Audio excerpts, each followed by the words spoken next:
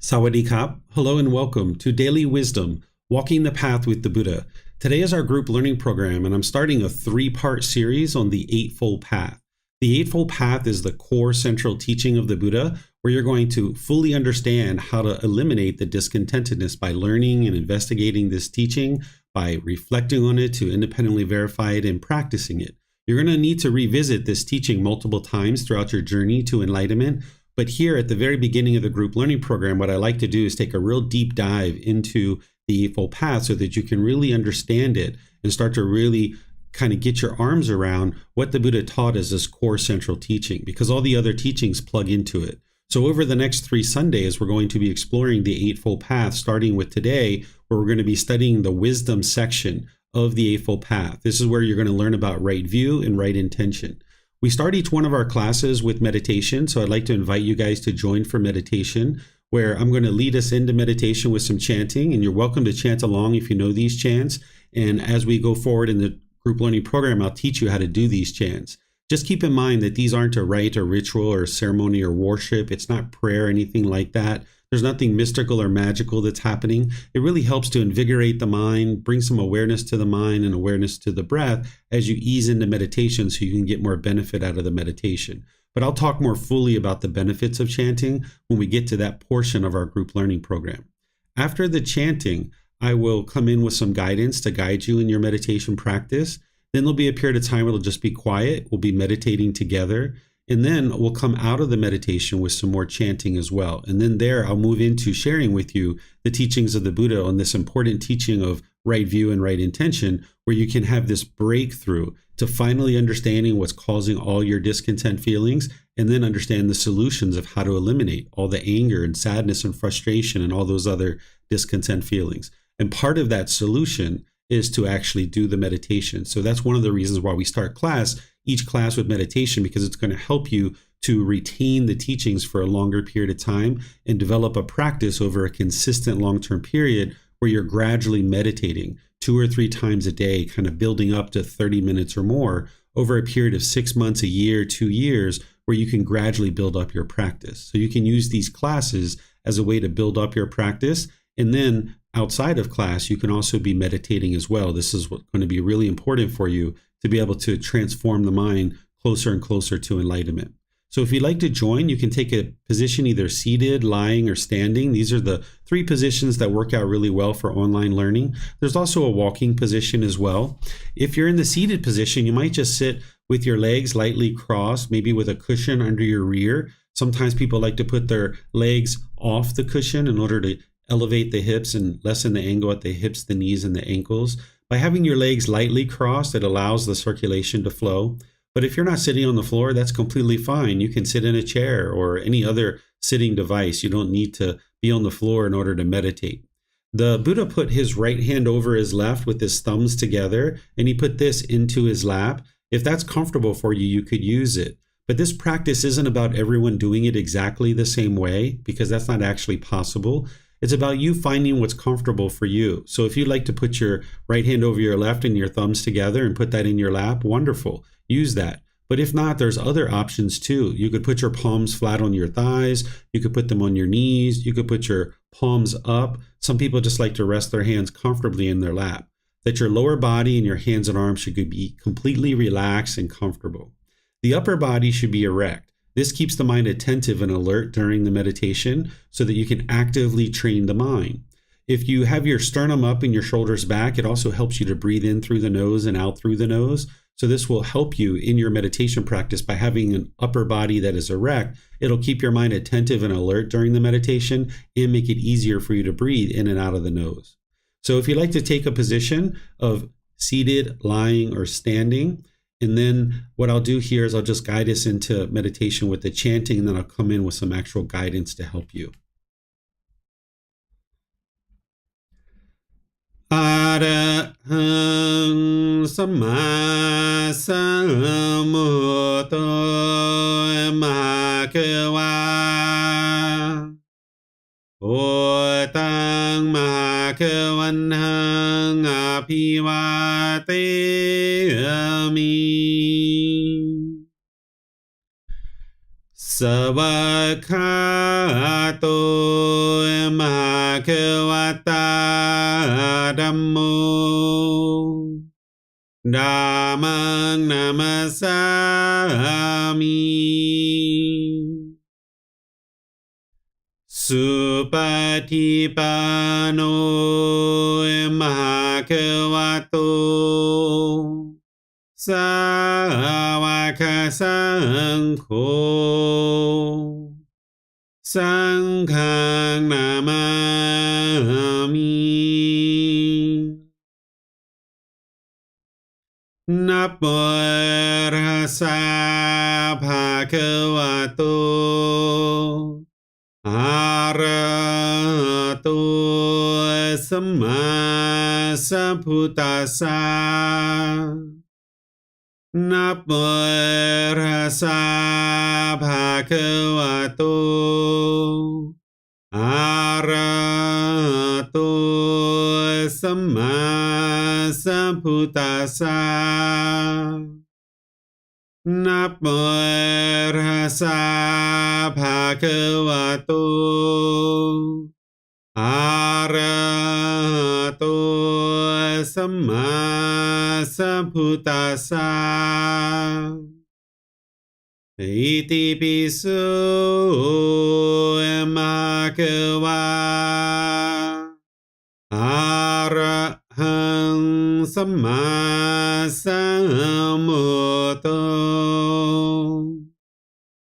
วิชาจารณังสัมมุโน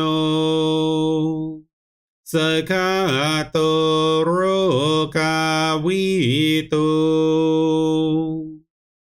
อนุเตโรปุริสาดามาสติสัตตาตาวามานุสนังโอโตภาควาติ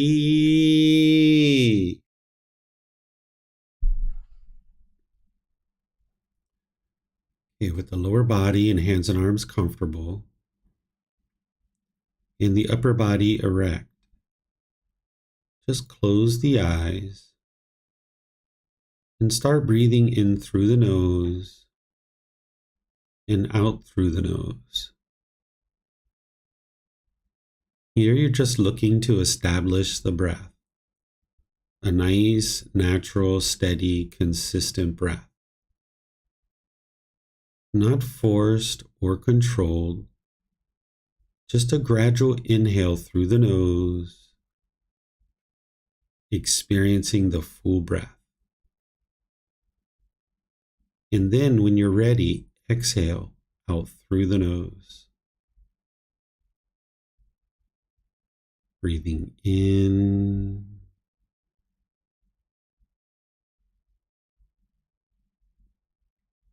and out.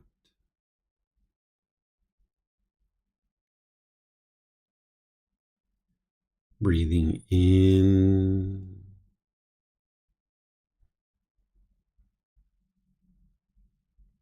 and out.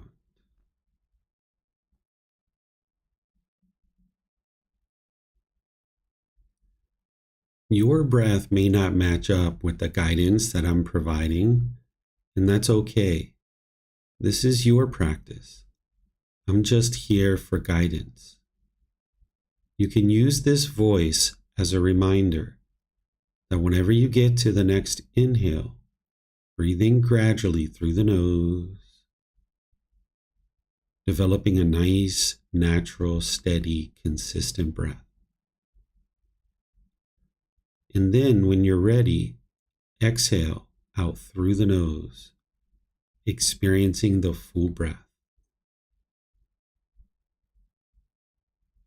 Breathing in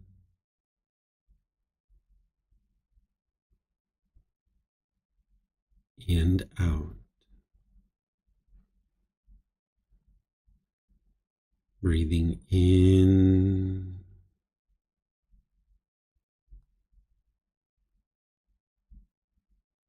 and out.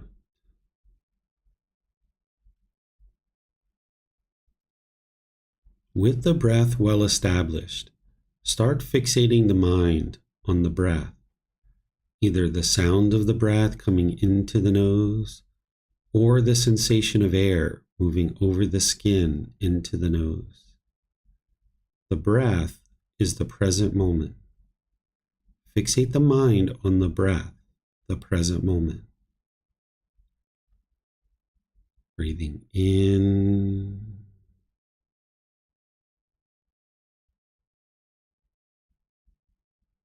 and out.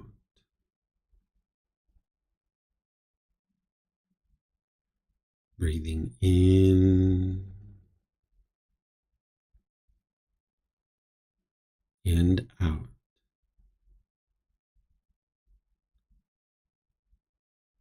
As the mind is focused on the breath, whenever you notice that it moves off the breath, cut that off, let it go, and come back to the breath, the present moment. No need to observe the thought, label it, judge it, analyze it, or even try to figure out where it's coming from. Whenever you notice that the mind is moved off the breath, cut that off, let it go, and come back to the breath, the present moment. Breathing in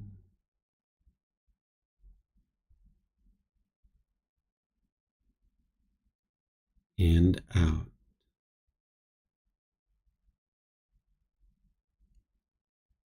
Breathing in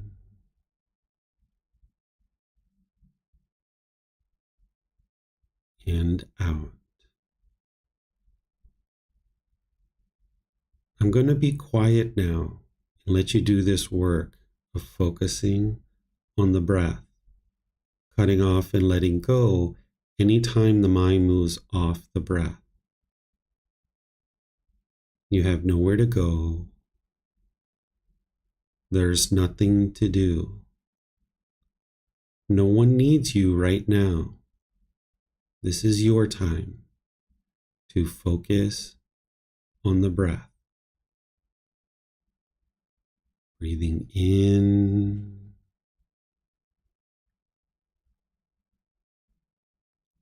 and out.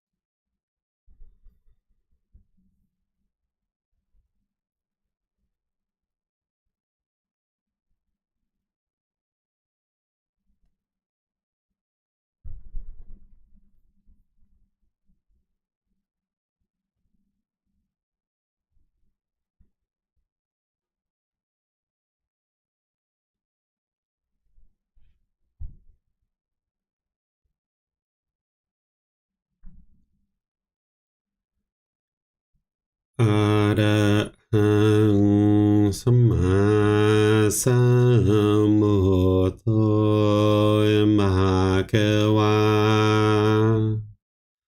พุทธังมหาเกวันนังอภิวาเทมิสวากขาโตภะคะวะตาธัมโมธัมมังนามัสสามิสุปฏิปันโนภะคะวะโตสาวกสังโฆสังฆังนามามินับโมตัสสะภะคะวะโตอะระหะโตสัมมาสัมพุทธัสสะนับโมตัสสะภะคะวะโต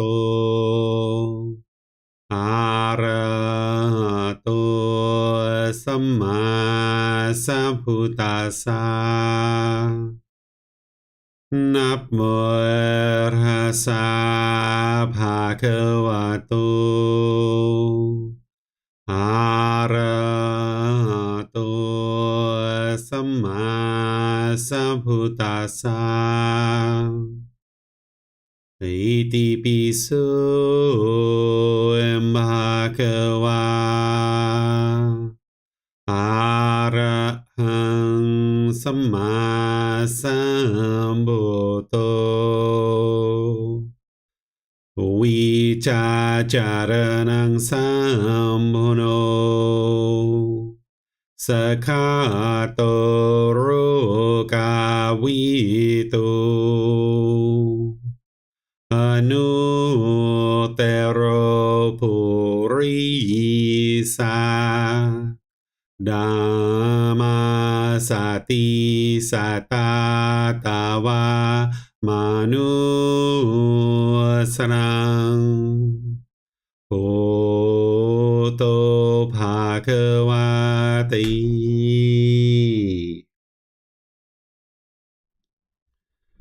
Okay, if you'd like to slowly, gradually make your way out of meditation, what I'd like to do is just take a moment to let you know that if you're first starting to meditate and you're just starting to meditate in this way, it's very normal for an individual to have a bombardment of thoughts or to have a thought and kind of indulge in that thought for a period of time as you're meditating. And then you realize 2 or 3 minutes down the road, oh yeah, that's right. Let me bring my mind back. I'm supposed to be meditating. This is very common for someone who first starts out meditating. You're not going to be an expert at anything the first time you actually try it. It's going to take you many, many, many, many times to build up your meditation practice to really get to the point where you have longer and longer gaps between your thoughts. The goal of this meditation isn't to eliminate your thoughts. The goal is actually to quiet the mind or still the mind, where what you're working to accomplish is developing mindfulness and concentration and to train the mind to easily let go.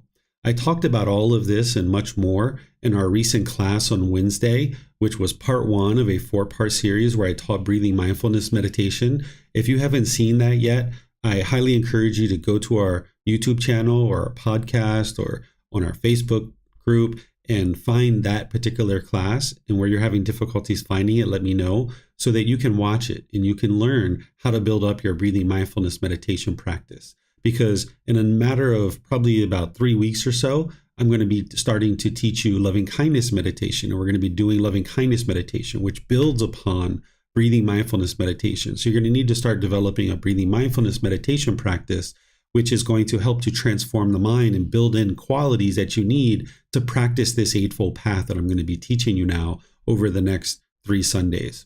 So once again, welcome to all of you guys, whether you're joining for the first time or you've been joining regularly.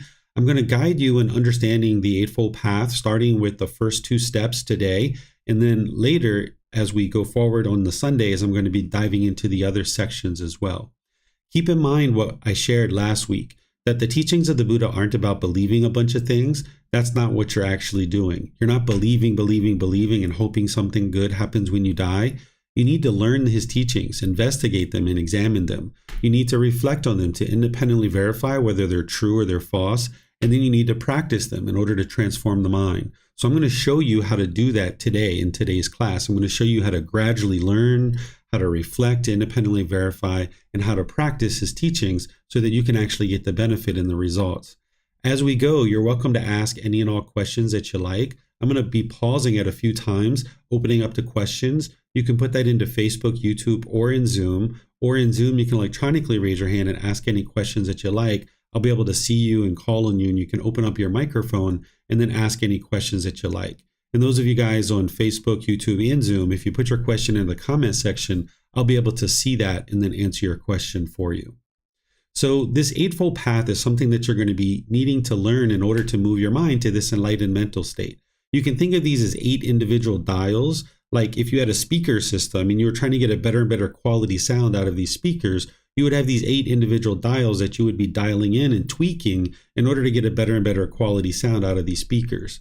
Well, the same thing is true about the mind, that you can dial these 8 factors into your life more and more. This is your life practice. When we talk about this book, Developing a Life Practice, the path that leads to enlightenment, the life practice is this particular teaching. The Eightfold Path is the life practice. And as you understand each one of these factors and you dial them into your life closer and closer, you'll notice a better and better quality forming mind, that your mind will form, and you'll notice that it will be optimized, that you'll get more clarity, concentration, better memory. You'll be able to sleep better. You'll notice that your discontentedness starts to diminish more and more and more. Meditation is part of that, but you also need to learn these 8 factors and practice them. So today I'm going to be talking about the wisdom section, and this includes right view and right intention. And then next Sunday, we're going to be diving into right speech, right action, and right livelihood. This is what's referred to as the moral conduct section. When some people study these kinds of teachings and they talk about moral conduct, they might try to look at them as rules or commandments or something like that, but that's not what the Buddha actually taught. He didn't give you a bunch of rules. He's actually sharing with you the natural law of karma that we talked a little bit about last week. This cause and effect or action and result. He's going to show you the type of speech and actions and livelihood that would cause harm in the world. And if you function in that way, then this harm is going to come back to you because you're harming others. He doesn't teach you about your personality or your character or anything like that. That's all your way of practice. But in terms of awakening to the natural laws and understanding the natural law of karma, of cause and effect, he's going to show you the moral conduct that causes harm to other beings. And then that harm is going to come back to you. And this is what you would need to do in order to clean up your conduct so that less and less harm is coming back to you, and eventually get to the point where you don't have any harm coming back to you whatsoever. You can get to a point where all your relationships are at ease and they're really blossoming because you're not being bitter and harsh and hostile any longer in your relationships. But you're going to need to learn how to do that. You're going to need the wisdom of how to do that. So that's what next week's class is all about. And then finishing out this 3-part series before we move into other content in the group learning program, I'll be teaching you the mental discipline section of right effort, right mindfulness, and right concentration. When the mind is experiencing anger and sadness and frustration and all those other discontent feelings, the individual doesn't have control over their mind. That's why it's experiencing the anger, sadness, frustration, the stress, the anxiety, the guilt and shame and fear and all these other discontent feelings. So if you can learn the mental discipline section and start implementing this gradually into your life, you'll be able to control your mind more readily, ultimately getting to the point where you're not experiencing any discontentedness at all. You'll notice that this is where meditation integrates into the Eightfold Path, is in the mental discipline section. So it's so important that's why I'm starting students out developing a meditation practice early like this in the group learning program. And we'll talk about how it integrates into the overall teachings when we get to that 3rd part of our 3-part series. But today is all about starting with right view and right intention. This really forms a foundation of wisdom to then be able to help you build the other sections of the Eightfold Path on top of it. If you didn't understand right view and right intention, you wouldn't be able to actually get any benefit out of the teachings of the Buddha at all. You can have a real breakthrough today. Whereas if you learn what I'm sharing with you and you reflect on it and you start practicing it, you can start to understand what is causing these discontent feelings once and for all. Because all through our life in the unenlightened state, we firmly believe that other people are causing us to be angry and frustrated. And as long as you have that view, which we refer to as wrong view, you'll never actually be able to fix your problem, because it's not other people that are causing you to be angry. I'm going to show you in a way that you can independently verify how your mind is causing its own discontent feelings. And this can be very empowering, because once you understand the true cause of what's causing all these discontent feelings, and then you learn the tools and techniques of how to eliminate those causes and conditions, this is where you can see real progress in your life. Because up to this point, you haven't been able to eliminate your anger and your agitation and your frustration and all these other discontent feelings, because you haven't yet understood what's actually causing it. So it's right view that's going to help you to understand that. And then right intention is the right thinking or the right thought that's going to prepare your mind to build up the moral conduct and the mental discipline. So let me start with right view. And when I'm teaching, I typically will use the words of the Buddha to help you, so that I will help you to be able to see exactly what the Buddha taught during his lifetime. And then I'm going to teach it to you to help you understand how to integrate it into your life. Because when you study with the true original teachings of the Buddha, this is where you'll be able to see what did he teach and what he didn't teach. It might surprise you that the vast majority of the world who is considering themselves a Buddhist practitioner, they don't actually study the original teachings of the Buddha. I've visited over 200 temples in the world, and I've only ever been to one temple that shares the original teachings of the Buddha. That's less than 1% of the entire places that I've ever been to. So it's very rare that people study with the original teachings of the Buddha, because they're in 45 large volumes of books, and not everybody has access to that. And that's why this book series that I share, it consolidates it into 13 books, and it makes it available to you at no cost so that you can get access to it. So in these classes and in the books, I'm using the original words of the Buddha to be able to help you see what he did teach. And then this way, you'll be able to then learn that, examine it, reflect on it to independently verify it, and then practice it and see that it actually works, moving the mind closer and closer to this enlightened mental state. So here in this first factor of the Eightfold Path, this is the words of the Buddha. He says, "In what, monks, is right view? It is, monks, the wisdom of discontentedness, the wisdom of the cause of discontentedness, the wisdom of the elimination of discontentedness, and the wisdom of the way of practice leading to the elimination of discontentedness. This is called right view." So here what he's doing in the Eightfold Path is he's pointing to another teaching, and he's saying that is right view. He's pointing to what's called the Four Noble Truths. The Four Noble Truths was his very first beginning teaching that he would start students out with. When students first started learning his teachings, he would start with the Four Noble Truths. So here in the Eightfold Path is a core central teaching that integrates all of his other teachings. So he's actually pointing to the Four Noble Truths, and he's saying that's what is right view. And underneath of this line that you're seeing, I've got the top section of the Four Noble Truths. There's additional content below this, but what I'm doing here is I'm just kind of showing you the top section of the Four Noble Truths so you can build confidence that what the Buddha is talking about with right view is the Four Noble Truths. You can see the correlation here where the Buddha says, monks, there are these Four Noble Truths. What for? The noble truth of discontentedness, the cause of discontentedness, the elimination of discontentedness, and the way leading to the elimination of discontentedness. You can see the direct correlation between right view and the Four Noble Truths. So now what I'm going to do is I'm going to teach you the Four Noble Truths. But in order to do that, I need to explain to you the three universal truths. These three universal truths are building blocks that help you to understand the Four Noble Truths. You wouldn't be able to understand the Four Noble Truths without first understanding the three universal truths. We call these truths because the Buddha knew that they were true. I know that they're true, and other people know that they're true too. But in order for you to benefit, you need to know that they're true. So I'm going to walk you through how to learn something, how to reflect on it to independently verify it, and how to practice it so that you can come to the truth on your own through independent verification. So you're not believing anybody about the teachings, because what you're looking to do is get to wisdom. Remember what I shared last week, that the Buddha didn't teach the way the world should be. And if everybody follows these rules and commandments, then the world becomes a peaceful place. Instead, he taught the way the world is. And by you understanding the way the world is, you gain this wisdom to navigate the world more readily through these natural laws. So what he's going to teach you in the three universal truths and the Four Noble Truths is the way the world is. But you need to be able to learn it, reflect on it, to verify it, and then practice it to be able to see the truth, thus cultivating wisdom so that you can more readily navigate the world and do what we call establishing right view. You're going to need to establish right view, which is understanding the Four Noble Truths.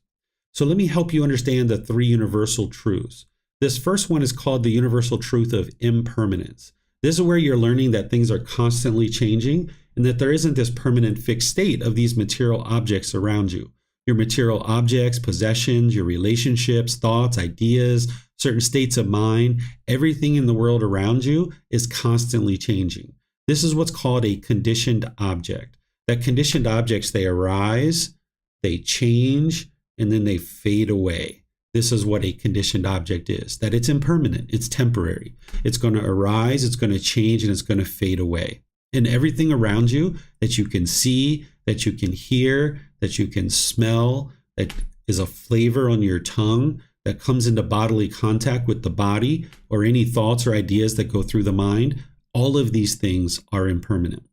There are things called unconditioned objects. An unconditioned object, it doesn't arise, it doesn't change, and it doesn't fade away. That is permanent because it's unconditioned. So enlightenment itself is unconditioned. It doesn't arise, it doesn't change, and it doesn't fade away. By the time you get to enlightenment, you've purified your mind of the causes and conditions that are producing the discontentedness. Those discontent feelings where the mind's going up and down and up and down, you've purified the mind of those causes and conditions. So now the mind is unconditioned. So the mind experiences this permanent peace, calm, serenity, and contentedness with joy.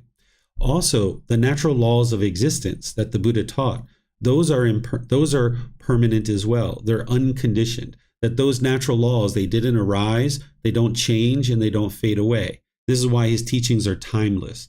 What he taught during his lifetime is just as applicable during his lifetime as it is today. Now, the books and people's memories of these teachings is all impermanent. That stuff is constantly changing. But in terms of the natural laws themselves, they haven't changed from the lifetime of the Buddha until now. And this is why his teachings are just as applicable today as they were back then. His teachings are timeless. But this universal truth of impermanence is teaching you that everything around you is going to arise, it's going to change, and it's going to fade away. This is impermanence. So now this is a little bit of the learning.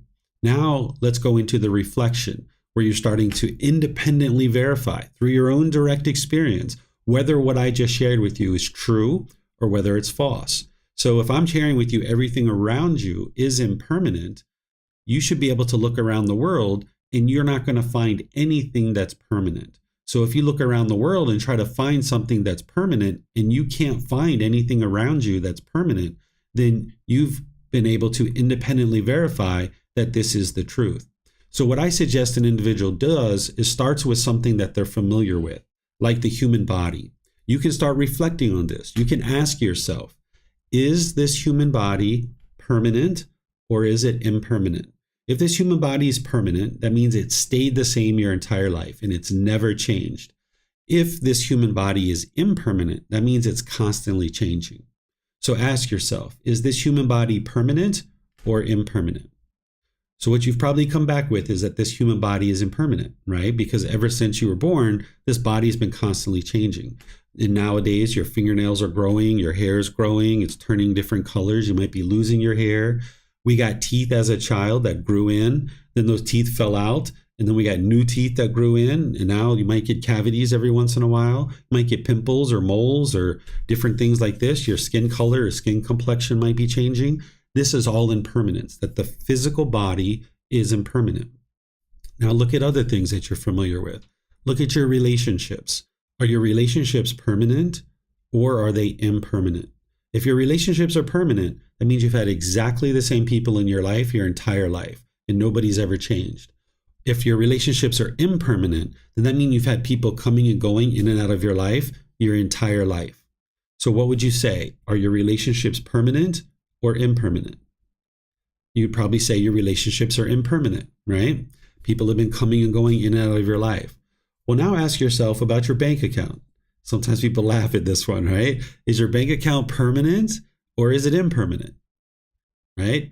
People usually laugh and they joke. They say, of course, my bank account's impermanent, right? Your bank account's going up and down and up and down and up and down. Some people's goes up and up and up. Some people's goes down, down, down. It's constantly changing. Look at the weather. Is the weather permanent or is it impermanent? It's impermanent, right? So you could go on and on and on and on and look around the world and deeply soak this into the mind. You're going to need to look and see if you can find something that's permanent. Go on a scavenger hunt. That's what I did with my son when I was teaching in these at 6 years old. We went on a scavenger hunt and we walked around our village here in Thailand, and he tried to find things that were permanent and he couldn't find anything, right? He looked at the trees. He saw the trees had green leaves up in the tree, and then on the ground they were brown, right? And they had fallen down. We walked on the sidewalk and we saw that there was a crack in the sidewalk. That's impermanence. The height and the color and the shape and the texture of the sidewalk changed.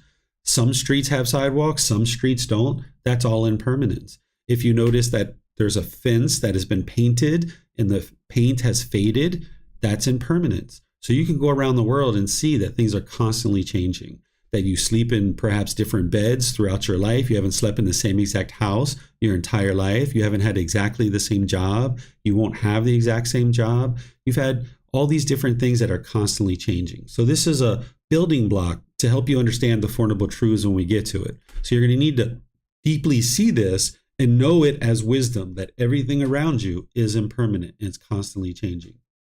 The second universal truth is called discontentedness. This is where the Buddha is describing the unenlightened mind in that it has conditioned feelings. I'm going to explain this to you. The Buddha at his lifetime, or at least what's documented in the Pali Canon, is using the word dukkha. This word dukkha is sometimes translated into English as suffering. I don't use that word in relationship to this particular universal truth because it doesn't fully capture what the Buddha was talking about here. But if you've studied teachings of the Buddha in other places, you might have heard the word suffering being used here for this particular universal truth. I'm going to explain to you what this universal truth is and then why I share it as discontentedness, but I'm going to circle back and explain to you why I don't share it as suffering. So this universal truth of discontentedness is describing the unenlightened mind, that it experiences conditioned feelings. What a conditioned feeling is that your mind experiences feelings based on some condition. If there's some condition that is present, then you will experience a certain feeling. And these feelings are impermanent. They arise, they change, and they fade away. The Buddha describes that there's pleasant feelings, painful feelings, and neither painful nor pleasant. These are the three feelings that are experienced in the unenlightened mind, and they're based on some condition. So the pleasant feelings are things like happiness, excitement, elation, thrill, exhilaration, euphoria. Those are all very pleasant for you to experience, and they're based on some condition. That if it's sunny outside, you'll be happy perhaps, or you'll be excited. Or if your mom calls you, or your brother calls you, or your boyfriend or girlfriend calls you, or your kids come home with good grades, you'll get happy and excited based on some condition, right? That's the condition that has to be present. But then there's these painful feelings, things like sadness, anger, frustration, irritation, annoyance, guilt, shame, fear, stress, anxiety, and others. So that if the mind gets what it wants, it gets pleasant feelings. But if it doesn't get what it wants, it gets these painful feelings. This is the second aspect of the universal truth of discontentedness. And then there's these feelings that are neither painful nor pleasant. I put boredom and loneliness here, but some people say that that's quite painful for them. So you could put that into painful category if you'd like. But shyness is a really good example of neither painful nor pleasant. Or say that you were on public transportation and somebody you don't know came and sat really close to you and your body was touching their body. You might say, it's not painful, it's not pleasant, it's neither painful nor pleasant. The mind's dissatisfied or, it's uncomfortable is what you might say. So these are the three feelings, the pleasant feelings, painful feelings, neither painful nor pleasant. And the Buddha is explaining that this is what the unenlightened mind experiences. So what happens is, based on something I'm going to teach you in the Four Noble Truths, the mind, if it gets what it wants, it gets these pleasant feelings. So in the unenlightened state, if it's sunny outside, you might get happy or excited. But then you go take a shower and you come out and now you've experienced this change, this impermanence, that now it's raining. And now you might be frustrated or irritated or annoyed. That's because the mind in the unenlightened state has based its inner feeling of happiness on some condition. And this condition is impermanent. So that means your feeling of happiness is impermanent too. This is why you haven't been able to get to permanent happiness in your life, because the mind is forming its inner feelings based on some condition. That if it's sunny outside, I'll be happy. But as soon as you allow the mind to do that, you've just formed a conditioned feeling of happiness. And now, since the sun is not permanent, your feeling of happiness is not permanent either. Or if you form a feeling of happiness based on your bank account, that your bank account is this balance and now you're happy, right? Well, now when that changes, because your bank account's going to go down, you're going to be sad, or you're going to be frustrated or agitated, because you formed an inner feeling based on some impermanent condition. So that means your happiness is impermanent too. Or if somebody's going to come visit you, like a friend or family member, and you get really excited that they're coming to see you based on the condition they're coming to see you.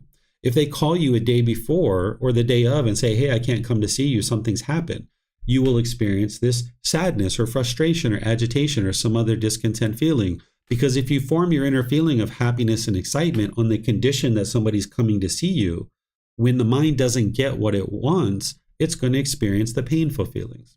So the way that you independently verify what I'm sharing with you here is that you know your mind is unenlightened. The Buddha is explaining to you here what the unenlightened mind is going to experience. And you can look at these three feelings and ask yourself, is this what you experience?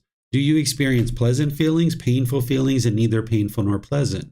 Are there any feelings that you experience that don't fit into one of these three categories? And if you have that thought, you can let me know when we get to the question period, and I will help you to understand.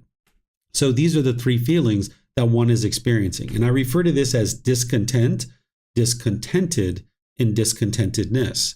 The enlightened mind is beyond this, that the enlightened mind doesn't experience conditioned feelings, that the mind has been trained to no longer form its inner feelings based on some condition. So where in the unenlightened state, you might get excited about the sun, go take a shower, and then you come out and you feel sad or frustrated that it's raining. In the enlightened mind, you're already happy before you woke up. When you woke up, you're already happy. There's no condition that needs to be met in order for the mind to be happy. You went and you saw it's sunny outside. Sweet. I'm going to go outside and play with my friends. I'm going to go hiking. I'm going to go do something outside. This is going to be outstanding. We'll go bike riding or whatever it is that you're going to do. Now, as an enlightened being, you go take a shower and you come out and you see it's raining. Okay, well, it's raining. So maybe I'll go to the mall. Maybe I'll invite my friends over for dinner. Maybe I'll stay home and read a book, right? No big deal. Or maybe you go for your bike ride in the rain, right? There's some people who do that, right? Completely unaffected by the rain. As an enlightened being, you can maintain your joy, you can maintain your peacefulness because you haven't based your happiness on the condition of the weather. So therefore, when the weather changes, you can maintain your peacefulness, you can maintain your joy. You're in that unconditioned mental state where the mind doesn't base its inner feelings on some condition, that it's unconditioned. It's just always happy. It's always feeling joyful and peaceful. Okay, so this is this universal truth of discontentedness, or sometimes we might say discontent, discontented, or discontentedness. Now, some people translate this as suffering. So I don't use this word because to me, the suffering explains the painful feelings really well. When you're sad or angry or frustrated or those other painful feelings, you probably say, yeah, you were suffering in those situations. But when you're happy or excited because you got a phone call that mom is coming to visit you, you probably wouldn't say you were suffering there. Or if that person you don't know comes and sits close to you on an airplane or a bus or a train and your body was touching their body, you probably wouldn't say you were suffering, right? You're just, unsatisfied. The mind's discontent. So if we use the word suffering, it only explains 33% of what the Buddha was talking about. And that means you're missing 66% of his teachings on this important topic. And if you're missing 66% of a teacher's teachings on any particular topic, you're not going to be able to get to the ultimate goal because you're missing and not understanding his entire teaching on this topic. So this is why I don't use the word suffering. So discontent, discontented, or discontentedness will describe the full range of feelings that an unenlightened mind experiences. And now you can independently verify that this is true. This is a universal truth that all unenlightened beings are going to experience these conditioned feelings. And that's how you get to wisdom, to independently verify it. Now let's talk about the universal truth of non-self. This is actually a solution to one of the problems that the Buddha discovered in the mind. The Buddha discovered 10 individual pollutions that are in the mind. These are referred to as the 10 fetters. And all of his teachings that he shares is to help you eliminate these 10 fetters or these pollutions or taints or defilements. We call it a fetter because what a fetter is during ancient times, they would put a shackle and a chain and a ball around a prisoner's leg, and that would keep them confined in a certain area. Today, we put them in a jail cell, and that's usually what we do with someone who's a prisoner. But during ancient times, they would put a fetter on your ankle, a shackle, a chain, and a ball, and this would keep you trapped in that particular area. Well, the 10 fetters, or these pollutions or taints or defilements, it's keeping the mind trapped in the unenlightened state. And when you understand what these 10 fetters are and you uproot them from the mind and you purify the mind of those pollutions, you'll experience the peace and joy slowly but surely. As you're removing more and more of the pollution out of the mind, you'll see more and more peace and more joy coming into the mind. So we're going to talk about the 10 fetters more when we get to chapter 3 of this program, but just understand everything the Buddha is teaching you is guiding you to eliminate those 10 fetters, whether you realize that or not. And when you first get started, you don't necessarily focus on those too intensely because you're just working on getting the core central teachings together. But just understand that that's kind of like what's at the heart of all of this. Well, one of the very first fetters that the Buddha discovered is called personal existence view. This is one on the list. It's number 1 out of the 10. What personal existence view is, and this universal truth of non-self is the solution to it, is personal existence view is where the mind clings to the body, thinking that this is who you are, or it clings to the mind, thinking that this is who you are. More specifically, it's clinging and holding on to your self-image, wanting to be perceived in the world a certain way. It wants the physical body to look a certain way. And when it looks that way, you get happy and excited, or you feel okay. But then when the body is not being perceived the way you want to be perceived, then you get frustrated or agitated or annoyed or some other discontent feeling. And the same thing is happening in the mind with the self-identity based on your culture, your ethnicity, maybe your nationality, maybe your sexual orientation or your job or occupation. There's a certain identity that the mind is clinging to and holding on to. So this is why if you ever were at a social event and you spilled chocolate ice cream or spaghetti sauce or something like this on your shirt and you were embarrassed, the reason why that embarrassment arose is because the mind's clinging to this body. It wants to be perceived in the world a certain way. And when the body wasn't being perceived the way you wanted to be perceived, then the mind experienced this embarrassment.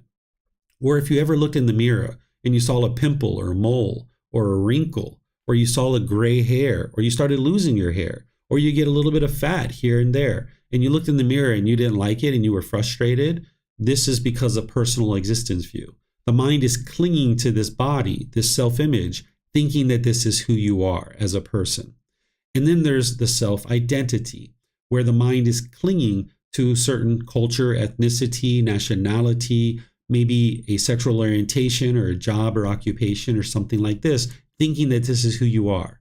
Like, I am American, or I am German, or I am Canadian, or I am Brazilian, or I am a police officer, I am a Buddhist teacher, I am a boyfriend, I am a girlfriend, I am a husband, I am a wife.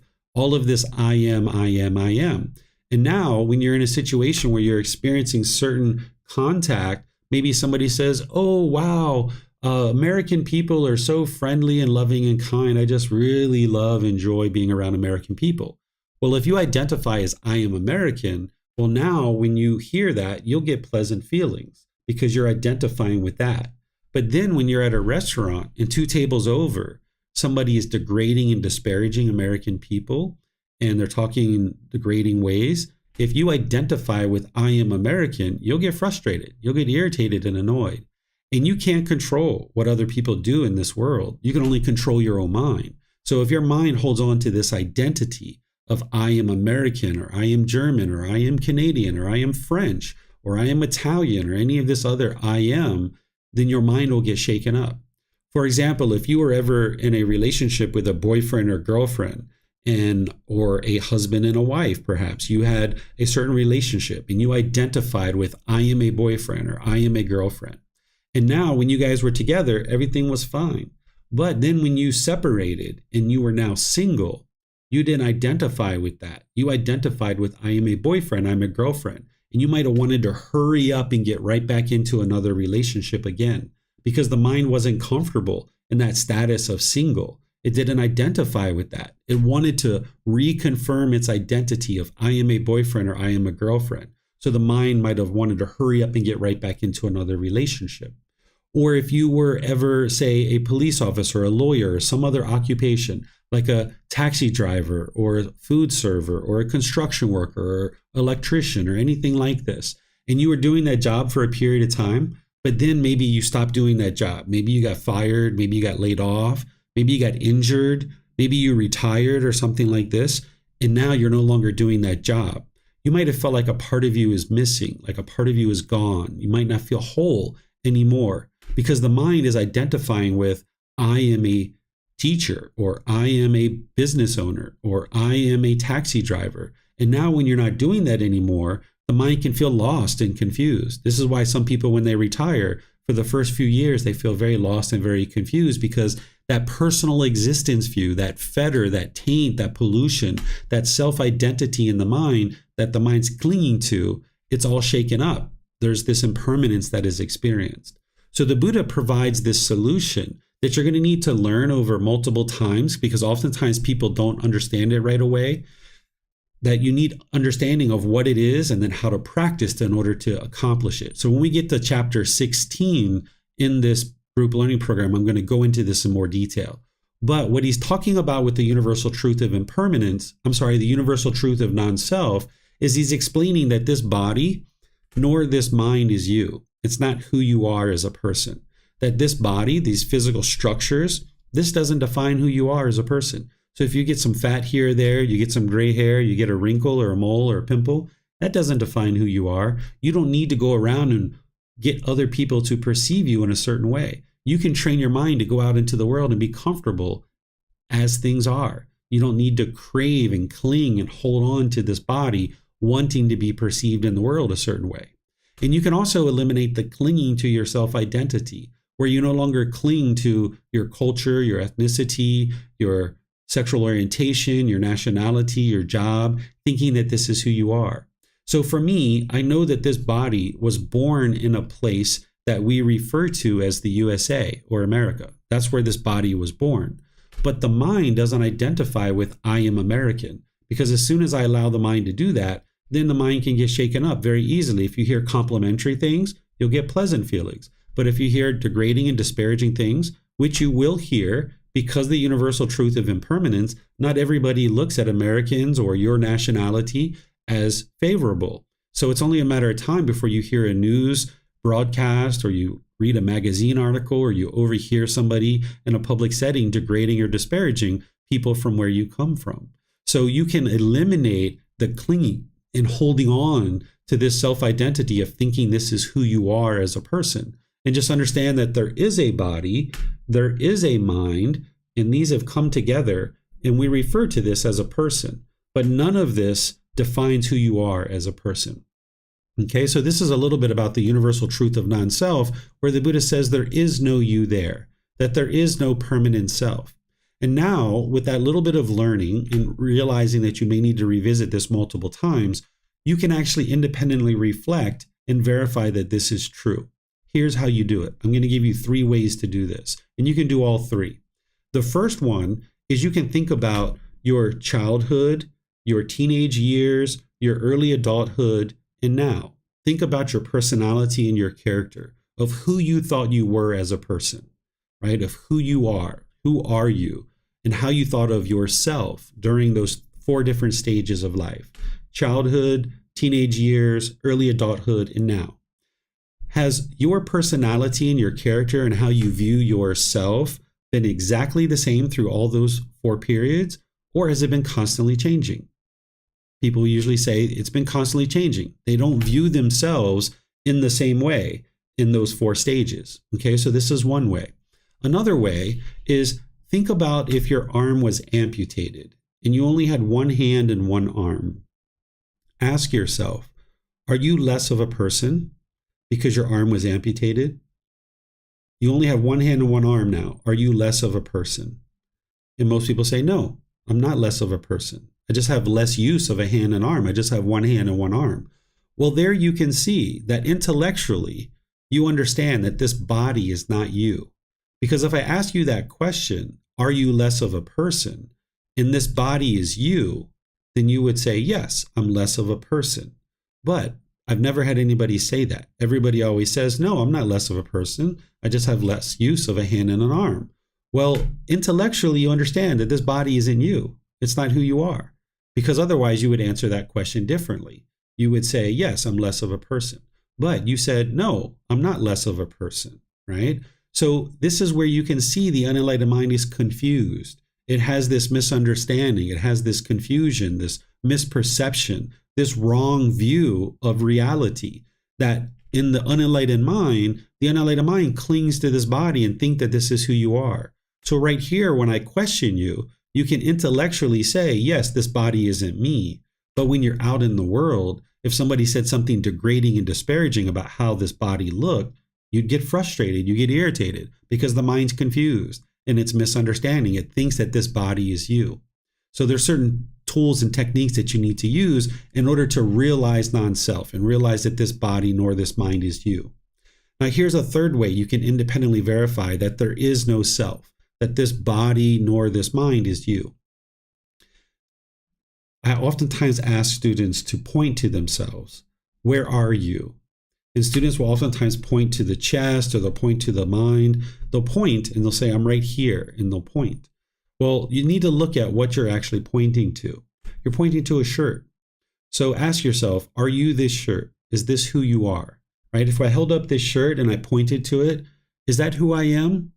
Am I the shirt, or you? That shirt you're wearing, if you're wearing a shirt, is that you? Is that who you are? People say, no, that shirt's not me. Okay, so let's throw away the shirt. So point to yourself. Where are you? And people will typically point. So you need to look at what you're pointing to. You're now pointing to skin. Okay, so if we take off that skin and we hold it up, is that who you are? That skin? Is that you? That skin that you got? Is that who you are? And most people say, no, that's not me. Okay, so let's throw away the skin. What else do we got? Where are you? Someone might point. You've got ribs, you've got muscle tissue, you've got organs, you got fluid. None of those bits and pieces and parts are you individually, and they're not you collectively either. None of those pieces are you, because if they aren't you individually, they can't be you collectively either. But again, the mind's confused. It'll struggle. It has this misperception and this misunderstanding, thinking that this body is you or this mind is you. So oftentimes people say, well, if I'm not the body and not the mind, what am I? This is the mind grasping for a you, looking for a you. The Buddha is saying there is no you. So you need to be able to slowly learn what the universal truth of non-self is and slowly implement teaching so that you can see more and more clearly that this body nor this mind is you. Even the choices and decisions that you make, that's not you. Even the feelings that you experience, that's not you either. None of this stuff is you, but the unenlightened mind is going to try to cling to it, thinking that that's who you are. Okay, so this is a bit about the universal truth of non-self, and just understand we're going to revisit this in chapter 16, and we're going to go into a lot more detail. And we actually even talk about this at other times in the program as well. So let me pause here and see if you guys have any questions on this, because this is a building blocks to help you now understand the Four Noble Truths. And I'd like to be sure if there's any questions on any of these, that you get those answered before we move into talking more about what you're going to need to understand for establishing right view, which is the Four Noble Truths. So you can put your questions into Facebook, YouTube, or Zoom, or in Zoom, you can electronically raise your hand and ask any questions that you like.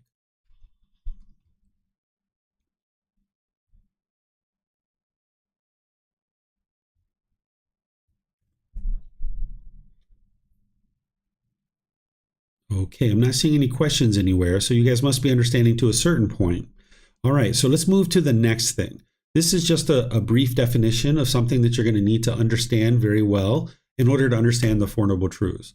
This is the word craving, desire, attachment, expectations, wants, holding, grasping, clinging. We kind of define this differently in teachings of the Buddha than probably what you're using it as right now in your day-to-day life. When we talk about craving, desire, attachment, expectations, want, holding, grasping, clinging, this is the mind having a mental longing for something with a strong eagerness. The mind is pulling in a direction for the objects of its affection. It's kind of like the mind thinks that the next new shiny object waiting around the corner is going to provide some kind of lasting satisfaction. It's like the mind has an unquenchable thirst. It wants more and more and more and more. So if you've ever been in the mall and you were walking through the mall and you saw a brand new pair of shoes and you're like, oh man, I gotta have those new shoes. That would make everything perfect in my life. I just want those brand new pair of shoes. And you felt your mind longing, yearning for it. That's a craving, desire, attachment. Not the object itself, not the shoes, but the way the mind is longing, yearning for it. Or if you ever thought like, oh, if I just had that boyfriend, or if I just had that girlfriend, everything would be perfect in my life. Or if I just had more money, that's what it is. I need more money. Or if I just had the new car or the new house or the new job or something, the mind is going to long and yearn and crave for this thing, thinking that this thing is going to provide some kind of lasting satisfaction. So the mind longs and yearns and chases after it. It might be a new phone, a new computer. Remember, it's not the object itself. It's the way the mind is longing, yearning. It's the way the mind is relating to this thing. It's this unquenchable thirst, chasing after the objects of your affection. So if you think about your life, you would have experienced this multiple times. If you're not aware of what a craving, desire, attachment is, be sure to ask me questions and I will help you, because you're going to need to know what this is. And ultimately, over time, you're going to need to be able to identify these in the mind, that the mind is longing, yearning. Because now I'm going to share with you the Four Noble Truths and help you understand this breakthrough of understanding the problem in the unenlightened mind, the cause, the elimination, and the path forward. In 4 simple statements, you're going to be able to understand the problem, which is the first noble truth, the cause of that problem, which is the second noble truth, the elimination of that problem, which is the third noble truth, and then the path forward to completely solving the problem, which is the fourth noble truth. So I'm going to walk you through this and help you reflect on it to understand it. And this is where you need to do the work to be able to independently verify it and have this breakthrough to finally understanding what's causing your discontent feelings. So the first noble truth is explaining the problem. Everyone that is unenlightened will experience discontentedness. Essentially, this is the mind going up and down and up and down, having those conditioned feelings, conditional pleasant feelings. I can only be happy if this thing occurs, or I will be sad if this thing occurs. These are conditioned feelings, that this is the mind experiencing the up and down, those conditioned pleasant feelings, painful feelings, neither painful nor pleasant. Then the second noble truth is explaining the cause of that problem. So the problem is discontentedness, but the cause of discontentedness is our own cravings, desires, attachments, because the mind wants everything to be permanent when everything in the world is impermanent. I'm going to say that a few times and I'm going to give you some examples to help you understand. So the discontentedness, those conditioned feelings, pleasant feelings, painful feelings, neither painful nor pleasant, is caused by the craving, desire, attachment, the longing, the yearning, the chasing after the objects of your affection, thinking the next new shiny object is going to provide some lasting satisfaction. Because the mind wants things to be permanent when everything around you is impermanent. Okay, so here's some examples to help you understand this. If you've ever been in a relationship with a boyfriend or girlfriend, when you guys first came together, you probably got all kinds of pleasant feelings. Here's somebody showing you affection. They're sending you messages. They're calling you. They're checking in on you. They might be inviting you to dinner or movies. You might be having intimate contact together. You might be going to the park. You might be having great, interesting conversations. This is all pleasant feelings at the very beginning of a relationship, based on your craving, desire, attachment, the longing, the yearning, wanting to have a relationship, the desire, the longing, yearning, thinking this person is going to make you feel whole. And now the mind chases and wants this thing. But now you go through your relationship together, your expectations grow, their expectations grow. You want certain things, they want certain things. Now the relationship becomes discontent. You're not getting what you want. You're getting angry, you're getting frustrated, you're getting sad, you're getting other discontent feelings, and now the relationship's over. And now you're really angry, perhaps. Now you're really sad. Now you're really frustrated. right? When the relationship's over, because the mind's craving for this relationship to be permanent, wanting it to be permanent. Another way to say that the mind craves permanence is to say that the mind does not like impermanence. In the unenlightened state, the mind doesn't like change. When you start experiencing change in your life, you can easily be shaken up. So if you've been in a relationship and you got out of that relationship and you were sad or frustrated or irritated, the mind was craving permanence. It wanted this relationship to be permanent. It wasn't the love that was causing you to be angry or sad. Love doesn't cause sadness. Love doesn't cause painful feelings. It's the longing, yearning, craving, wanting this thing to be permanent. That the mind wants this relationship to be permanent, and the unenlightened mind doesn't understand the wisdom of the universal truth of impermanence, that everything around you is impermanent. Even if you guys were together for the rest of your life, more likely than not, one of you guys would have died first, and the relationship is not permanent. So as long as the mind's craving permanence, it's going to experience these discontent feelings. Love is a genuine interest in seeing all beings be well. This is active goodwill. That doesn't cause painful feelings. What's causing the painful feelings is the craving, the desire, the longing, the yearning, the wanting things to be a certain way. This is even true if you've ever been to a funeral and you've been sad or sorrowful. If you've grieved, you're not a bad person. You haven't done anything wrong. That's not what the teachings of the Buddha are about. The teachings of the Buddha are explaining to you why your mind experiences what it experiences so that then you can solve it and you can fix it. When you went to a funeral or when you heard that somebody died, if you got sad and frustrated, maybe grandma, grandpa, mom, dad, brothers, sisters, close friends or colleagues, if you got sad or sorrowful or you grieved during that time, that's the mind craving for them to be permanent. The only reason why they died is because they were born. Everybody has to die. And you understand that intellectually, but the mind is holding on, wanting this person to be permanent. If grandma's alive, you'll be happy. But when she dies, you'll be sad or frustrated. If grandpa's alive, you'll be happy. But if he's dead, you'll be frustrated or angry or sad or grieving. This is the unenlightened mind forming conditioned feelings. Here's a more simple example to help you understand. Let's say you got a brand new car. And when you got that brand new car, you got all these pleasant feelings because it's the car you always been wanting to get. It's your favorite car. Go into your imagination and think about that favorite perfect car that you've always wanted to have. And now you drive it off the lot of the dealer and you're driving around town and all your friends are seeing you, all your family and colleagues. You feel so great about this new car. Well, now you park it at the store and you go inside and then you come out and you see a scratch on your car. Whoa, you might get so frustrated, right? If you have a craving, desire, attachment here, you're going to get frustrated. You're going to get agitated and annoyed. It's not the scratch that's causing the mind to be frustrated or angry. And it's not the person who scratched your car. They're not causing you to be angry or frustrated. What's causing the mind to be angry or frustrated in this situation is the mind's craving for this car to look permanently beautiful. That the mind craves for the car to look one particular way permanently. And it's just not possible. We're not talking about what's wise or unwise in the situation because obviously we're not interested in scratching anybody's car.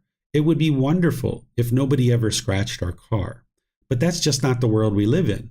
We live in an impermanent world. That's what the Buddha is describing to you, how the world around you is functioning. You live in an impermanent world. And your car is not only going to get scratched, but the paint's going to fade, the tires are going to need change, the window washers are going to need to be changed, the upholstery is going to get ripped or torn perhaps, it's going to fade. This is all impermanence. And if your mind craves for this car to look one particular way permanently, you'll be discontent when everything starts changing because the mind's craving for that permanence, but yet it keeps experiencing this impermanence over and over and over and over and over again. Okay, so these are a couple of examples to help you. But now that you've done a little bit of learning here, now you need to start reflecting because I teach you, don't believe anything that I share. It would be unwise to believe anything that somebody shares because with belief, you don't know what's true or false. You would like to be able to see the truth and penetrate that to be able to get to wisdom. So you start reflecting on your own direct experiences, situations where you've been angry or frustrated or sad or some other discontent feeling. It might have been this morning, it might have been yesterday, it might have been last week or some other time in your life. Look at that situation because in the unenlightened state, what we typically do is we tend to blame our discontent feelings on other people. We think that other people are causing us to be angry. So what we will tend to do is we will push people away out of our life. This is called aversion. Or we'll push a situation out of our life. This is called aversion. And this doesn't solve the problem because it's not the true cause of the problem. This outside person isn't the cause of the problem. So if you push people out of your life, you know it doesn't solve the problem because you just get angry or irritated or annoyed again at something else. It's just a matter of time. Or you might be bitter, harsh, and hostile towards people in your intentions, your speech, and your actions, almost trying to fear other people to do things your way. Or the third thing you might do is you might put your expectations on people and try to control people to do things your way. This is what the unenlightened mind does, that it wants these cravings fulfilled. So you'll try to push people away, you'll be bitter, harsh, and hostile with people, or you'll put your expectations on people, trying to get them to do things your way. But none of these three things work. The number of people that you're able to spend time with becomes fewer and fewer and fewer and fewer.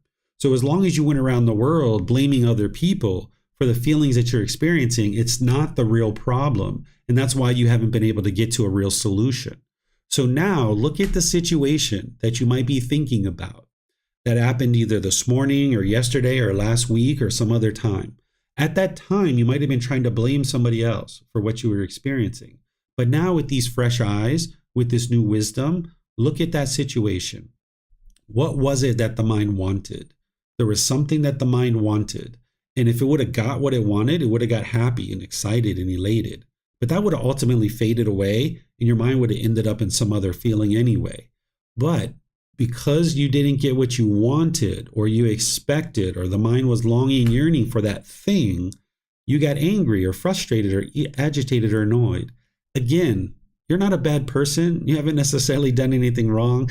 Every being who's ever been born has been unenlightened, including the Buddha himself. He was unenlightened. Before he got to enlightenment, he got angry, he got frustrated. Even Jesus Christ, if you've practiced the teachings of Jesus, he got angry and he got frustrated too. He wasn't perfect the way that people describe, that the mind experiences this anger and frustration because of the craving, the desire, the longing, the yearning, wanting things to be a certain way. And if you're having challenges to be able to see this truly and clearly, let me know and I will help you. Because I've had students share with me before. They said, hold on, David, I need to ask you a question. You know, I went to work the other day and my house looked wonderful. And I went to work, and when I came home, my wife had this craft project all over the house. And when I walked in the door, I instantly got frustrated. How did my mind cause these discontent feelings? Because I wasn't even there. It was my wife who put everything all over the house. Didn't she cause me to be angry? Well, the answer is no, right? What actually caused the mind to be frustrated and angry is that the mind was craving permanence. It was wanting this house to look one particular way permanently. And when this person went to work, their mind was expecting and wanting and craving for this house to look exactly the same way when they came home. And when they came home and they experienced this impermanence, their mind didn't understand that. It didn't understand the universal truth of impermanence, and it was craving permanence. So the mind is causing its own discontent feelings. I had needed to explain to this student that your mind is causing your own discontent feelings. Your house can't look one particular way permanently. It's just not possible. And all that stuff that was all spread out all over through the house by this person's wife, this craft project, that's not permanent either. She's going to eventually put it away, and you might even help her put it away as well. So what I'm describing to you here with the second noble truth is that your mind is causing your own discontent feelings, that the mind's craving, desire, attachment is causing it. And this is why you can eliminate them. If you continue to believe that other people are causing you to be angry and frustrated, you might want to go out into the world and teach other people to do things your way.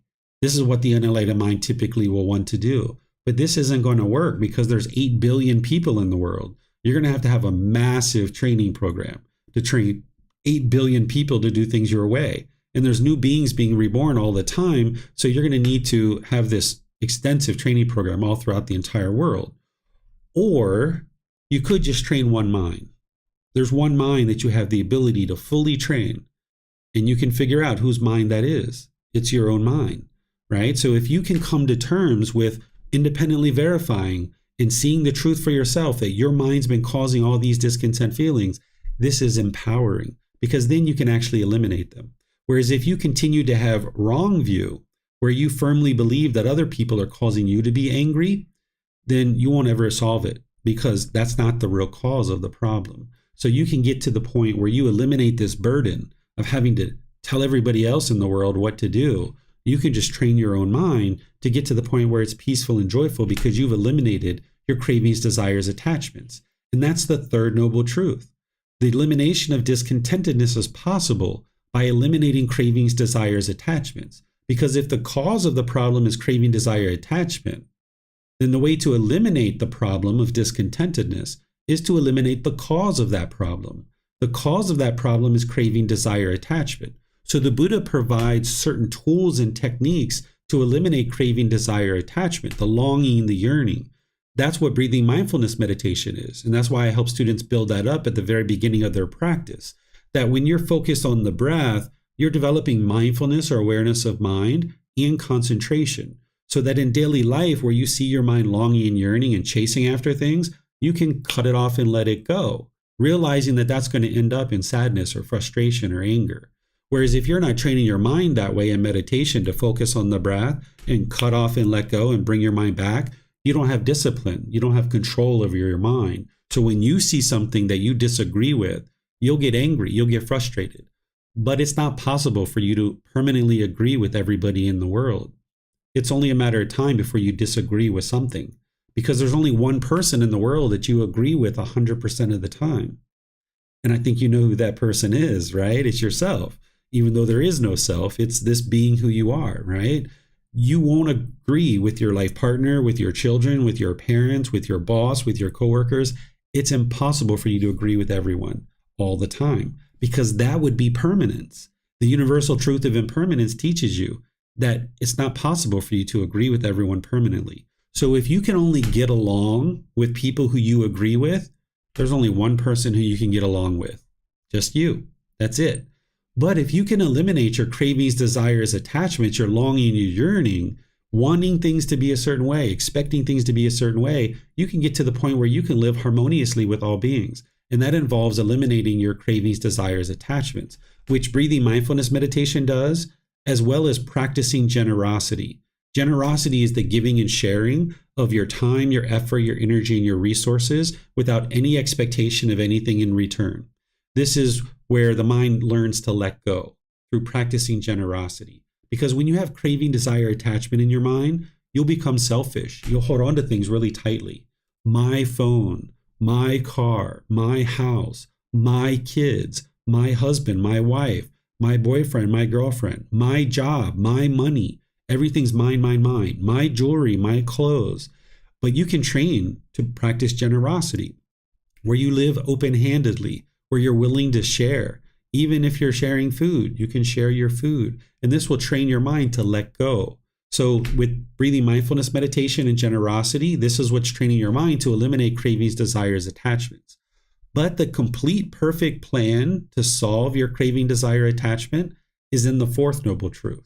The path to eliminating discontentedness is the Eightfold Path.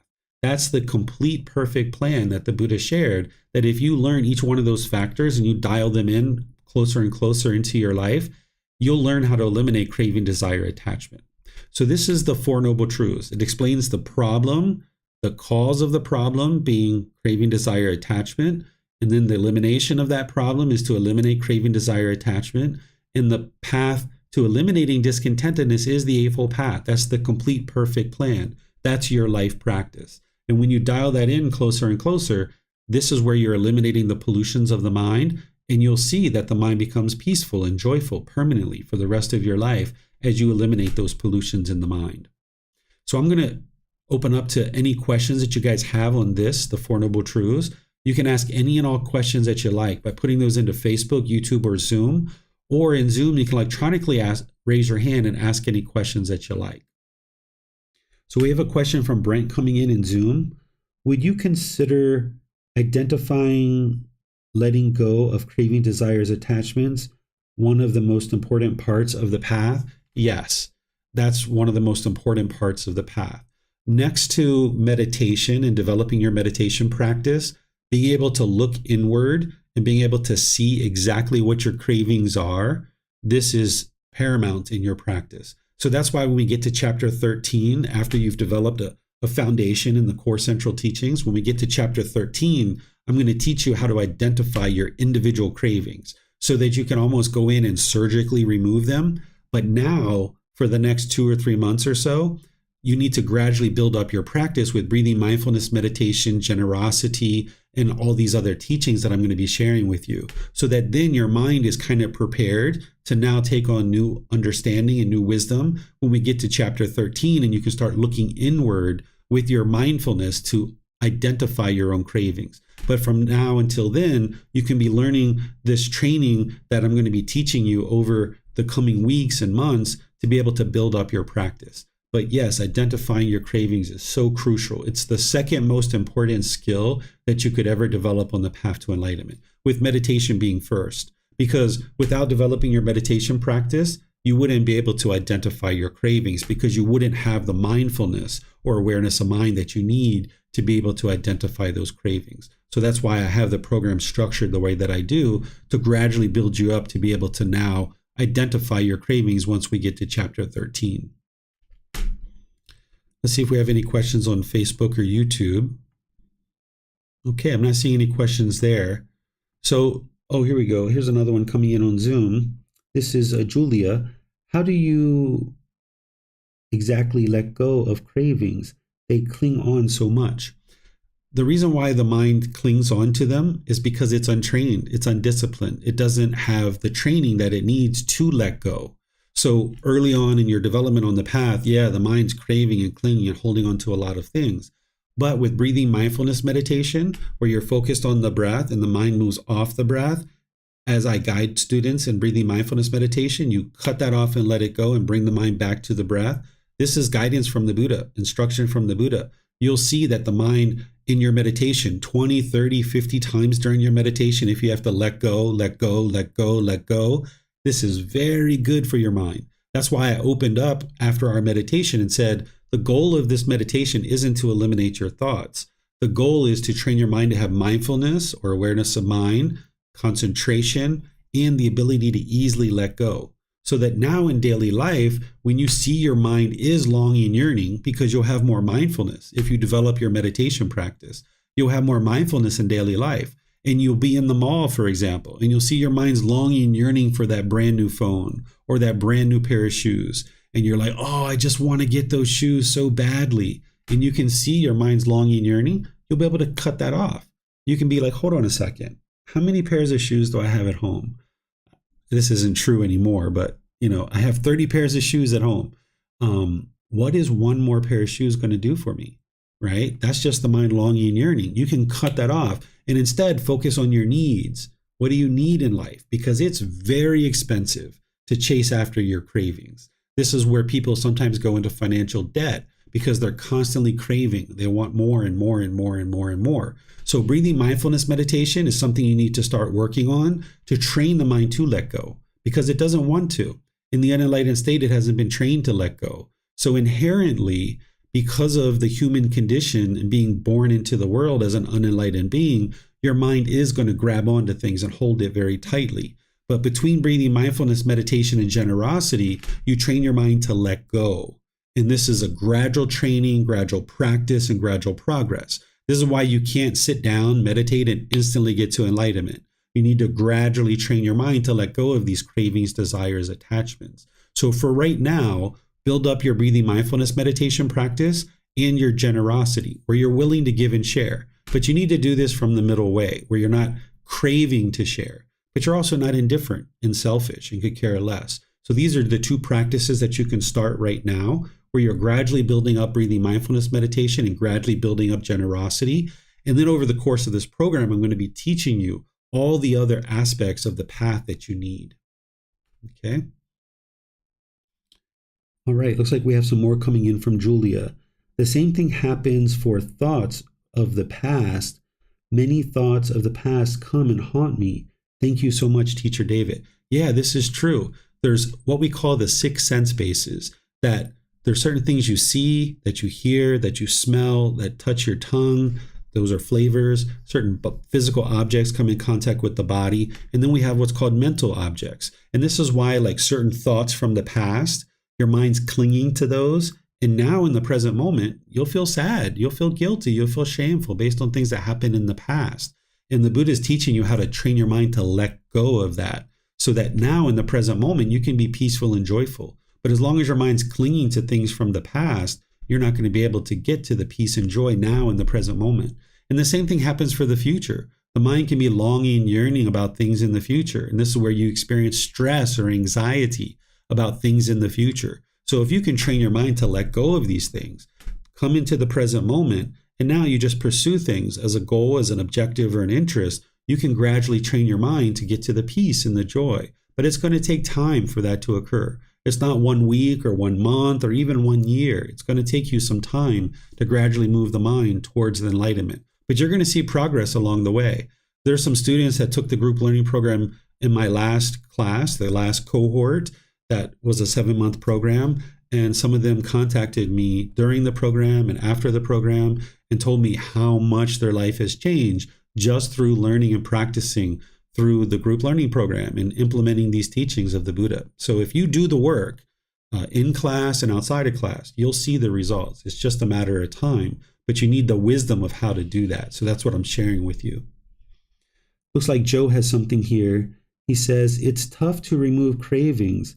It seems that in the US, you are bombarded with AI-driven ads to manipulate your craving. That's what marketing is all about. And that's where you need to have the wisdom and the strength and the discipline. Marketers are always trying to trigger your cravings and show you the next fancy, shiny object that your mind's like, oh, I got to have that. And then, of course, they might try to use sex appeal or your craving for wealth to market some particular thing. Even some people that are sharing spiritual teachings, they will try to say, oh, if you learn these teachings, you'll become wealthy or you'll get your boyfriend back or your girlfriend back. These are all marketing to try to trigger your cravings, right? So you need to learn how to not have those cravings because you can't control what the world's doing around you.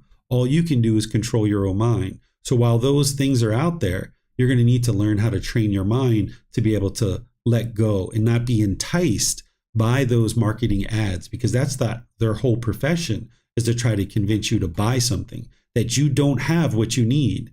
That's the whole goal of marketing, right? And a very good marketer is very good at that. But if you have your mind well trained and well disciplined, you won't be enticed by those things. You'll be looking for your needs rather than chasing after your wants. I'm going to look at Facebook and YouTube one more time. Yep, I don't see anything there. So let me move on to talking about right intention.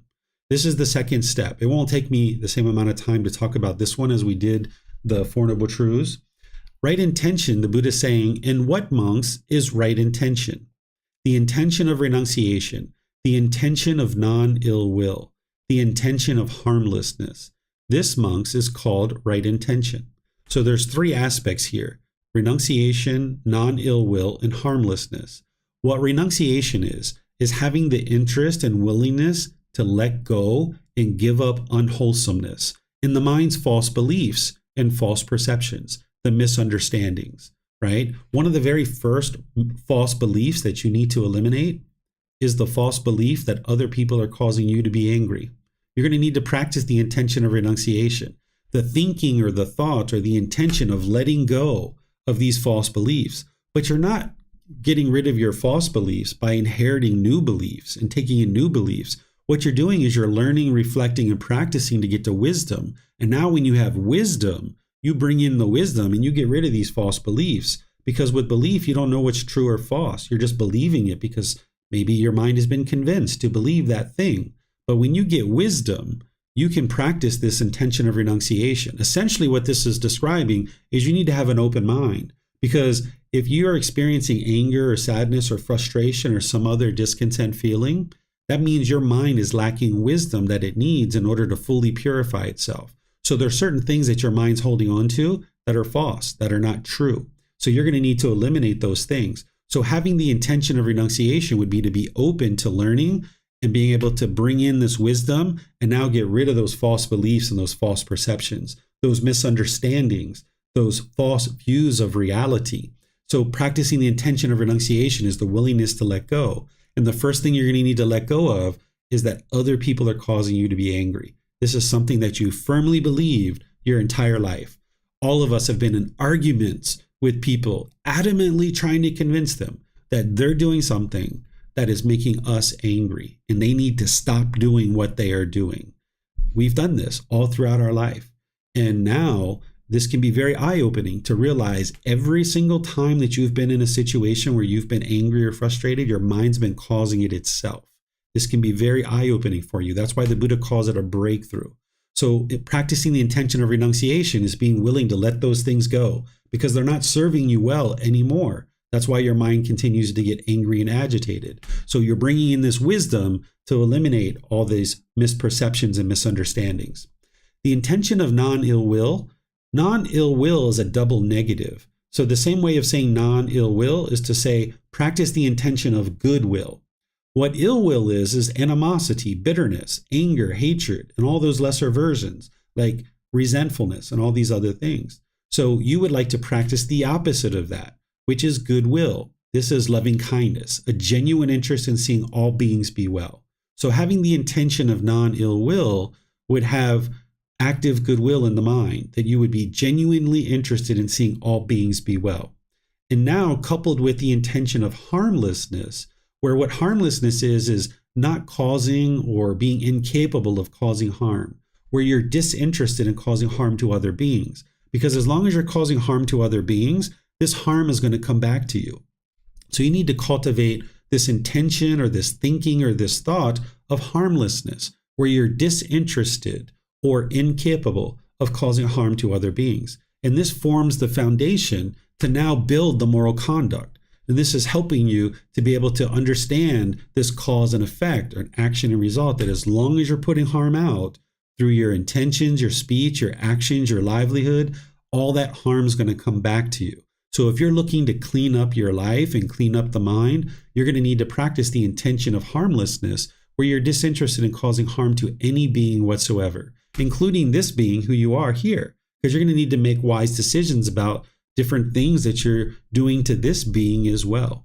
So right intention is the intention of renunciation, willingness to let go and give up things that aren't serving you any longer, that you're bringing in wisdom, eliminating these misperceptions and these misunderstandings, that you're practicing the intention of non-ill will, or the active goodwill, the genuine interest in seeing all beings be well, and that you're practicing the intention of harmlessness, where you're disinterested or incapable of causing harm. So this is the right intention. Now, just to summarize what I've been teaching you today, is right view is the Four Noble Truths, where essentially what you're learning is that it's craving, desire, attachment that is causing these discontent feelings. And as part of this, you need to accept responsibility for your own feelings, your own intentions, your own speech and actions. If you continue to go around the world and blame other people for what you're experiencing, you'll never solve your problem. And that's why when you push people out of your life, it doesn't solve the problem, because you just become bitter and harsh and hostile, or angry or agitated about something else.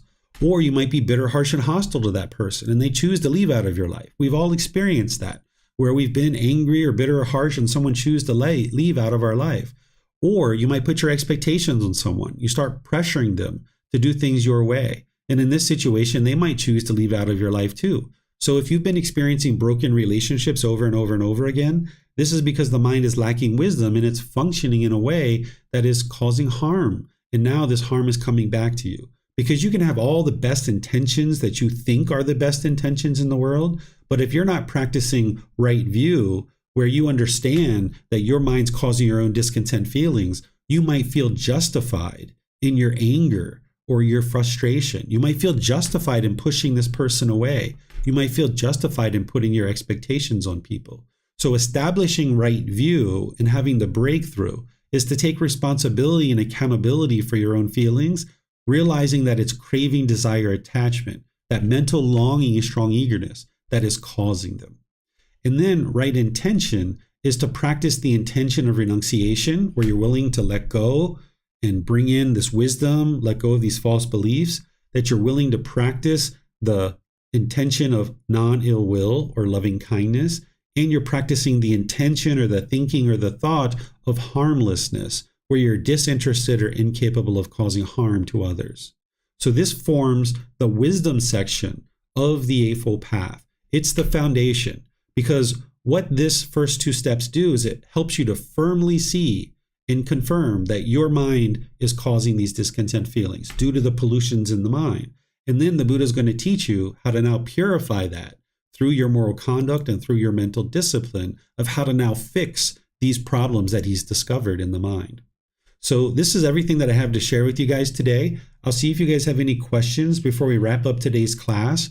You can put that into Facebook, YouTube, or Zoom, or you can raise your hand in Zoom and ask any questions that you like. It looks like Lily has a question here on YouTube. She says, "Hi, David. Thank you for teaching. Could you please share with us your path to enlightenment? What leads you to start the journey? Who was your teacher? How long it takes from the very beginning to where you are now? Thanks." I can surely share that with you. It would take quite a while. What I would like to do instead, though, is there was a period of time where students have interviewed me, and they did these two different classes where they asked me a bunch of questions, and it was recorded. So if you go to our Facebook page, or actually, I'm sorry, go to our YouTube channel or the podcast and search for Getting to Know the Teacher. If you pull that up, you'll be able to see where students asked me questions and I replied to it. I think that's a better way for you to be able to learn that rather than me taking time now during this class. But thank you for your question, and you'll be able to find your answers there. There was two different classes where they did that over a period of years. So just search for Getting to Know the Teacher. And if you have any issues finding it, just let me know and I will send you a link for it. Lily says, "Great. Thanks a lot, David." Yeah, you're welcome. Okay, I'm not seeing any other questions anywhere. Okay, here we go. We have some from Brent on Zoom. He's saying, "I have been trying to run through right intention in my daily life, out and about as often as possible, which is not as much as I'd like. Is this something you touch on multiple times throughout your day?" Yeah, when you're first starting to learn the Eightfold Path, what you do is you learn it in a class like this, and then now you start integrating this into your life. So like the right view, the Four Noble Truths, what I encourage you guys to do from this point forward for the rest of your life is anytime you're angry or frustrated or you're experiencing any discontent feeling, even the slightest ickiness in the mind, start looking inward, start being introspective, start being reflective and looking inward. Because what we tend to do is blame other people and we damage our relationships. And that's not going to be very rewarding for you. So now you can start looking inward. When you're angry and frustrated, just be quiet. Don't be aggressive and hostile and bitter to other people. At this point, just be quiet. Don't say anything. It's not the right time to talk.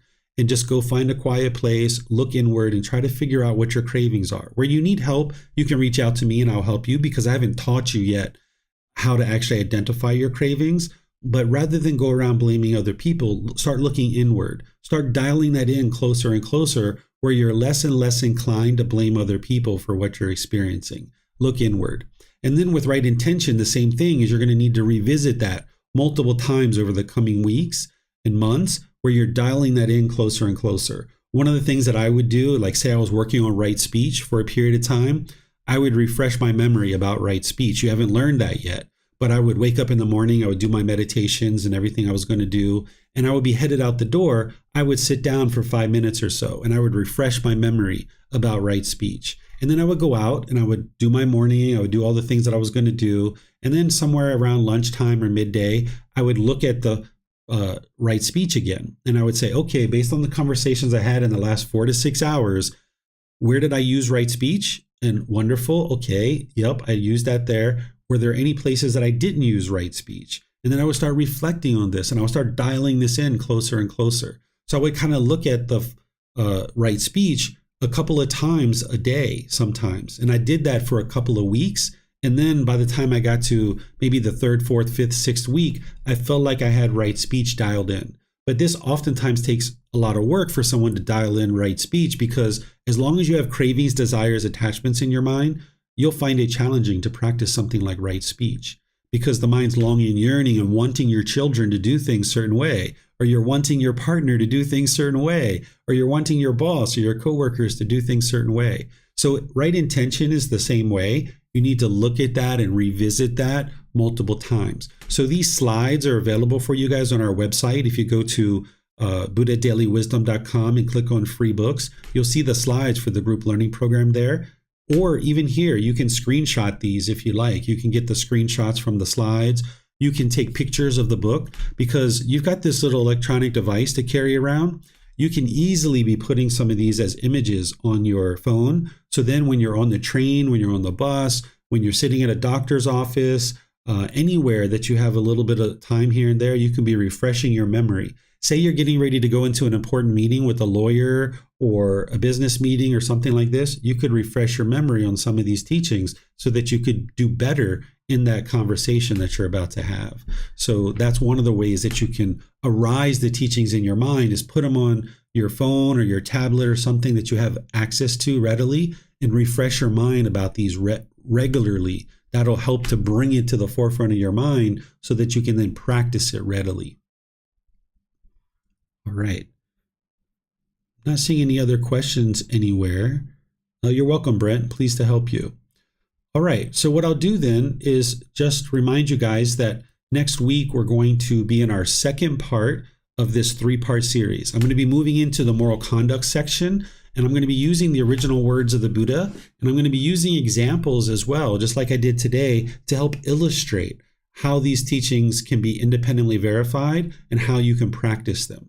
So if you would like to do a little bit of reading in this first book, because I've mentioned to you guys last week that it would be wise for you to get a copy of this, either downloading it from our website, you can take it and go print it, you can get a printed version on Amazon, or you can get ones here at the temple in Chiang Mai. And there's even an audiobook version of this that if you look on our Facebook page or on our YouTube channel or on the podcast, you'll see the audiobook version of this. So some people like to learn with an audiobook. If you'd like to read the preface and chapter 4 and a little bit of chapter 5 at the beginning, that's what I've taught you today. And then next week, I'm going to be teaching you the moral conduct section, and you'll see that. So you can be gradually reading chapters 4 and 5 over the next 2 or 3 weeks. And then eventually we're going to start at chapter 1. But here I'm kind of penetrating right into the heart of it to be able to help you, to be able to see the path to enlightenment through the Eightfold Path, which is the core central teaching.